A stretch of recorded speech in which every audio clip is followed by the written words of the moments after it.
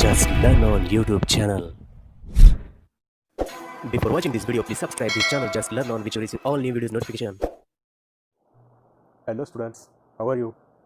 Today we are going to learn about the living world, that is adaptation and classification, ज्याला आपण मराठीमध्ये सजीवसृष्टी, अनुकूलन व वर्गीकरण असे म्हणतो.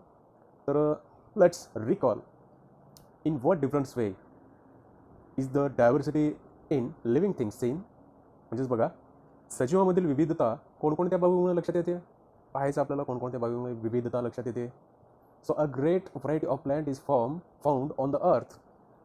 Some plants have colorful flowers, some plants grow in water, whereas some are to be found in desert which have a scarcity of water.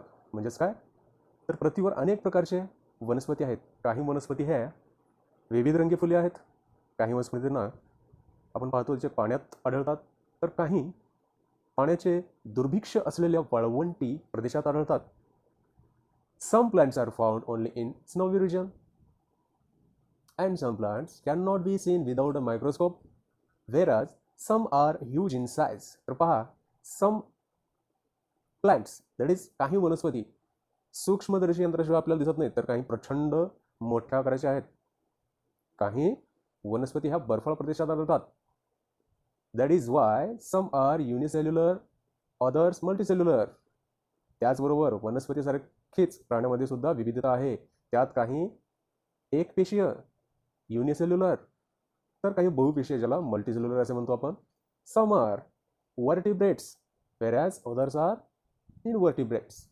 This wood is full of a variety of animals: aquatic, terrestrial, amphibian, reptilian, aerial, etc. These observations gives rise to the questions: how did this great diversity come into being? पहा मुलांनो, याचं थोडक्यात मराठीमध्ये सांगतो. This world is full of a variety of animals. तर हे जे आपली सृष्टी आहे, या सृष्टीमध्ये भरपूर अशा प्रकारच्या सजीवामध्ये विविधता आहे. विविध प्रकारच्या प्राण्यांनी आपले हे जग भरलेले आहे. तसेच काही अपृष्ठवंशी आहेत, तर काही पृष्ठवंशी आहेत, ज्यामध्ये ॲक्वॅटिक, जलचर, टेरेस्ट्रियल, भूचर, उभयचर, नभचर, सरपटणारे अशा कितीतरी प्रकारच्या प्राण्यांचे आपले हे जग भरलेले आहे. हे पाहून आपल्याला प्रश्न पडतो की सजीवामध्ये एवढी विविधता कशामुळे निर्माण झाली आहे किंवा कशामुळे निर्माण झाली असेल. Can you tell? Are the plants and animals from Kashmir and Rajasthan of the same type? Can you elaborate on any difference between the two? हा, काश्मीर व राजस्थान प्रदेशात आढळणारे काही प्राणी व वनस्पती एकाच प्रकारचे आहेत का? त्यामध्ये कोणता फरक तुम्ही सांगू शकाल का? पाहायचं आहे, नेटवरती सर्च करायचं आहे. त्यात काही फरक दिसत असेल तर आम्हाला सांगायचं आहे, आपल्या वहीत लिहून ठेवायचं आहे. So coniferous trees like pine and deodar flourish in snowy region like Kashmir. आपल्याला माहिती आहे की काश्मीरसारख्या हिम प्रदेशात देवदार, पाईन असे सूचीपर्णी वृक्ष मोठ्या प्रमाणात आढळतात. However, in the deserts of Rajasthan, plants like cactus and acacias, बाभूळ आर टू बी फाउंड. ज्याला आपण राजस्थानसारख्या वाळवंटी प्रदेशात मात्र बाभूळ माहिती आहे आपल्याला, निवडुंग माहिती आहे. निवडुंगीसारख्या, वावळ्यासारख्या वनस्पती मोठ्या प्रमाणात आढळतात. The camel, dessert animal, is not found in Kashmir. What is the reason for this difference? म्हणूनच तसेच ज्या पद्धतीने वाळवंटात उंट आढळतो, तो काश्मीरमध्ये का बरं आढळून येत नाही, असे का होते?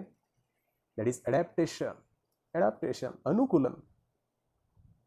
Gradual changes occur in the body parts and also in the behavior of organism which helps them to adjust to their surroundings. Such change are called adaptations. They take place over a long period of the time. पहा, अनुकूलन म्हणजे काय? प्रत्येक सजीव ज्या परिसरात व वातावरणात राहतो त्यांच्याशी जुळून घेण्यासाठी त्यांच्या शरीराच्या अवयवामध्ये, तसेच जीवन जगण्याच्या पद्धतीमध्ये कालानुरूप घडून आलेल्या बदलासच अनुकूलन असे म्हणतात. You can see this is the desert and desert animals looks like this and desert plants looks like this. You can see in this picture. Then adaptation in plants. वनस्पतीमधील अनुकूलन आपण पाहणार आहोत. So observe the complete the chart. हा, निरीक्षण करायचं आणि तक्ता पूर्ण करायचं. यामध्ये plants, habitat, types of fruit, characteristics of the leaves, characteristics of the stems दिलेले आहेत. त्या ठिकाणी पहा प्लांट्समध्ये लोटस, कॅक्टस, बन्यान, कमळ आहे, निवडुंग आहे आणि वर दिलेलं आहे. हॅबिटस काय येतं तर ठिकाण कुठं आहे त्याचं, तर कमळ हा पाण्यात येतो. एक्वॅटिक, बरोबर आहे. टाईप ऑफ रूट्स, कसे टाईप ऑफ रूट्स आहेत त्याचे, द फायब्रस दॅट इज तंतुमय.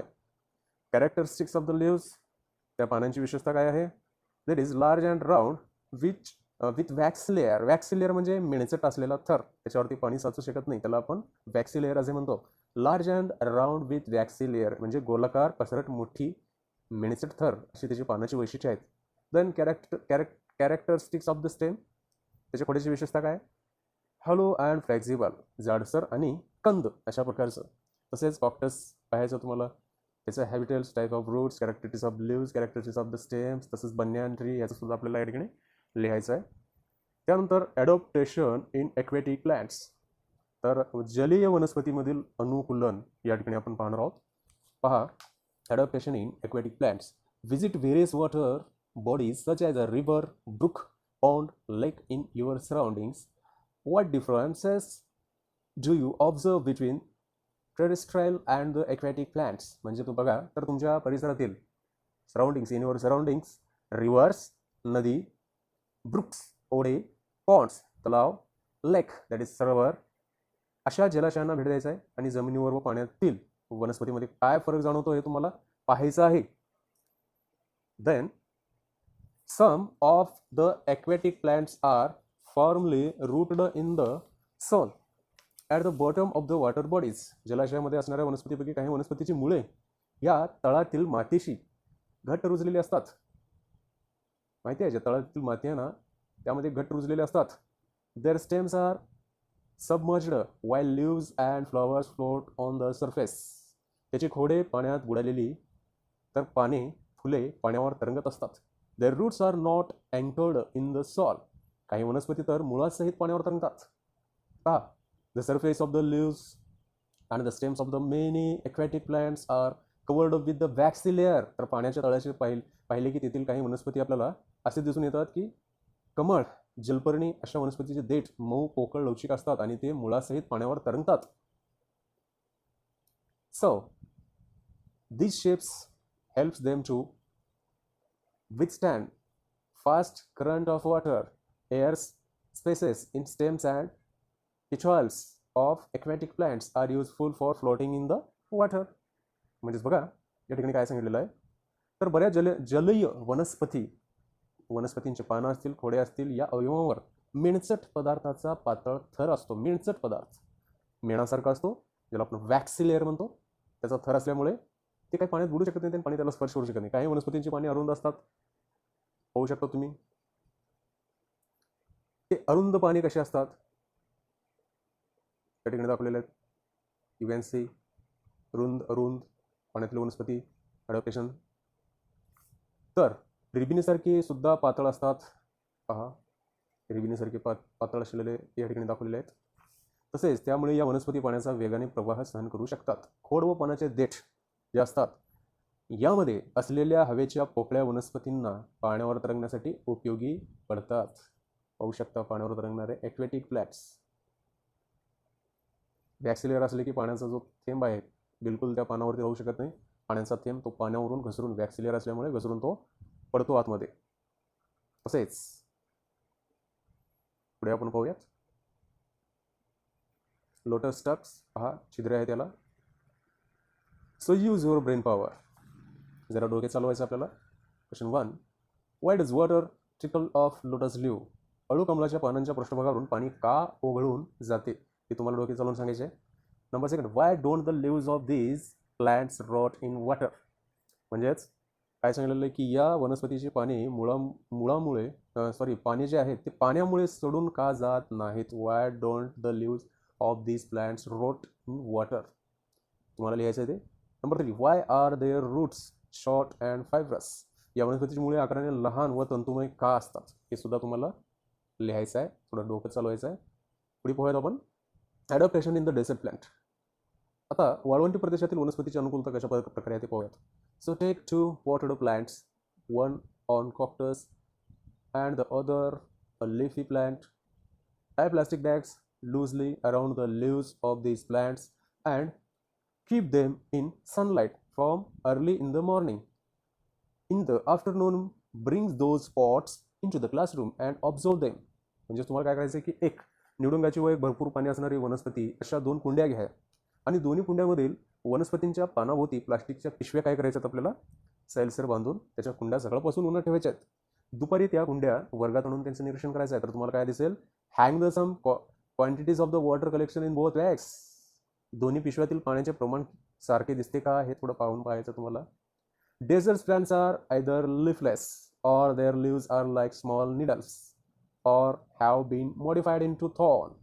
वाळवंटी प्रदेशातील वनस्पतींची पाने तुम्ही पाहिला असाल तर ते बिलकुल नसतात किंवा ती खूप बारीक असतात, सुईसारखी असतात. सुईचे टोक माहिती आहेत, तसे निवडून पाहिला असेल तुम्ही तशा पद्धतीने, किंवा त्याच्या काट्यामध्ये रूपांतर झालेली असते. तर कशासाठी?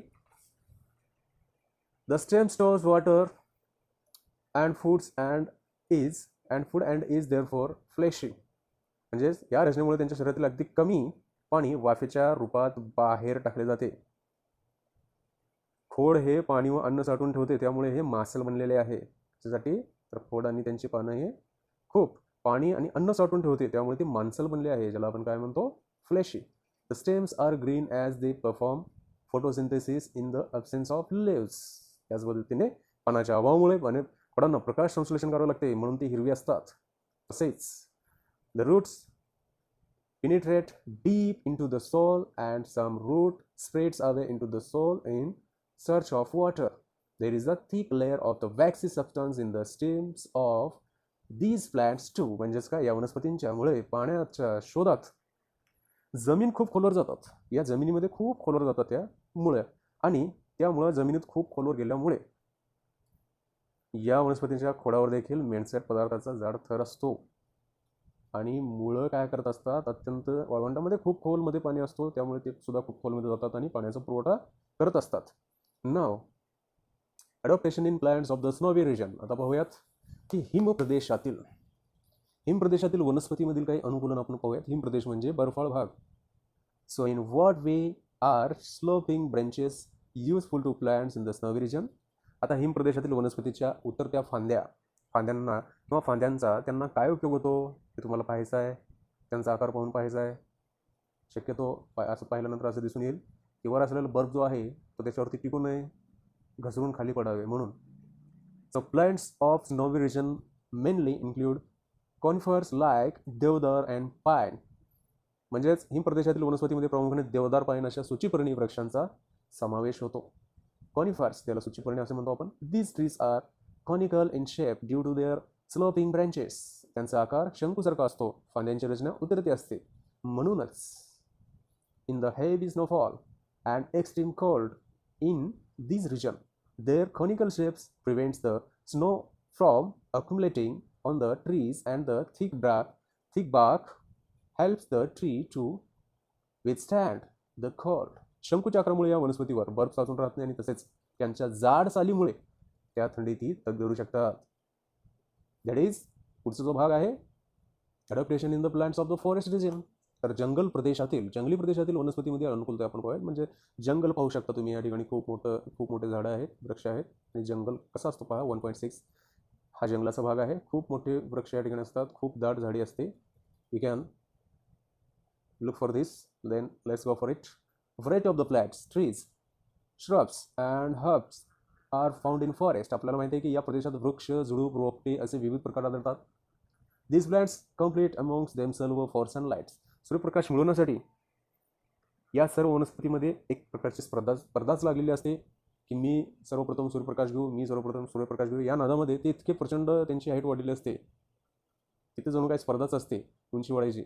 Therefore, these plants compete among themselves for the sunlight. Since trees grow tall to get sunlight and climber, and vines grows to the great heavy with the supports of trees. Springs like tendrils on the stems of some climbers is an example of the adaptations. म्हणजेच बघा, सूर्यप्रकाश मिळवण्यासाठी सर्व वनस्पतीमध्ये स्पर्धा असते. जंगलात सूर्यप्रकाश मिळवण्यासाठी वृक्ष उंच वाढतात, तसेच त्यांच्या आधाराने वेलीही उंच वाढतात. काही वेलींच्या खोडावर असणारे तणाव म्हणजेच खोडांचे अनुकूलनच व्हाय. त्यांच्यावर असणारे जे काही तणाव असतं खोडावरती असलेले त्याला खोडांचे अनुकूलनच आहे असे म्हणावं लागेल या ठिकाणी. तर हे झालं जंगलातलं. त्यानंतर adaptation in the grassland plants. Grassland म्हणजे गवताळ प्रदेश, गवताळ प्रदेशातील वनस्पतीमधील अनुकूलता. तर पहा, look here, deserts types of the bushes and grasses are found in the grassland. म्हणजे गवताळ प्रदेशात मोठ्या प्रमाणात खुरटी, झुडपे व गवताचे विविध प्रकार वाढतात. Fibrous roots of the grasses prevent soil erosion. तर हे गवत तंतुमय मुळामुळे जमिनीची धूप ते थांबवतात. That's fibrous roots of grasses prevents soil erosion. Forests in the equatorial region are dense. Equatorial region forest. पहा, विषुववृत्तीय प्रदेशात आढळणारे गवत खूप उंच असते. त्यामध्ये काय असतात बघा, animal like tiger, elephants and deer can remain hidden in this grasses. त्यामध्ये वाघ, सिंह, हत्ती, हरिण असे प्राणी लपून राहू शकतात. However, grasses in cold region are very short. Animals like the rabbit are found in such grasses. Vast meadows are found in hilly areas as well as plains. तर यामध्येच पहा, तथापि थंड प्रदेशात आढळणारे गवत उंचीने खोजी असते, त्यामुळे यात सशासारखे प्राणी सुद्धा आढळतात. Rabbit's like animal found in such grasses. डोंगर उतारावर, पठारी व मैदानी प्रदेशावर मोठ्या प्रमाणावर त्यांचे कुरणे आढळतात. हा, vast meadows are found in hilly area as well as plants. इथपर्यंतचा भाग तुम्हाला समजला असेल. आशा करतो की पुढच्या तासामध्ये पुढचा भाग आपण लवकरच पाहूयात. धन्यवाद.